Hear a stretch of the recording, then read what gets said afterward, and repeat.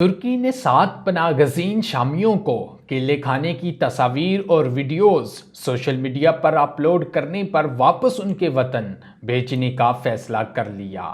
شام 2011 سے خانہ جنگی کا شکار ہے۔ داعش اور حکومتی اتحادی افواج کے درمیان ایک دہائی سے زائد عرصے سے جاری جھڑپوں میں 3 لاکھ سے زائد افراد ہلاک اور آدھی آبادی بے گھر ہو گئی۔ اس صورتحال میں شامیوں کی اکثریت نے ترکی میں پناہ لی ہے۔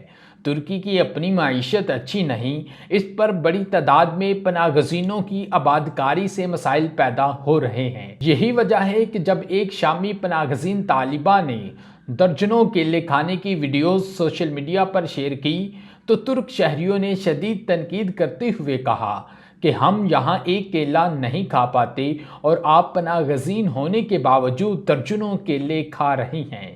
شامی طالبہ کی حمایت میں مزید پناہ گزینوں نے بھی ایسی ہی تصاویر شیئر کیں تو ترک شہریوں نے ان ویڈیوز اور تصاویر پر تبصرہ کرتے ہوئے لکھا، تم لوگ ہمارے وطن میں ہم سے زیادہ مزے میں ہو، ترکی میں کیلے کھانے کی بجائے اپنے ملک واپس جاؤ اور اپنی سرزمین کو بچانے کے لیے جنگ میں حصہ لو۔ یہ معاملہ اتنا بڑا کہ ترکی کی حکومت کو مداخلت کرنا پڑی اور ایسے 7 شامی پناہ گزینوں کو حراست میں لے لیا گیا جنہوں نے سوشل میڈیا پر کیلے کھانے کی تصاویر ترک شہریوں کو اکسانے کے لیے شیئر کی تھیں۔ ترک حکام کا کہنا ہے ان شامی پناہ گزینوں کو ملک بدر کرنے کا فیصلہ کر لیا گیا ہے اور انہیں شام واپس بھیجنے کے لیے انتظامات کیے جا رہے ہیں۔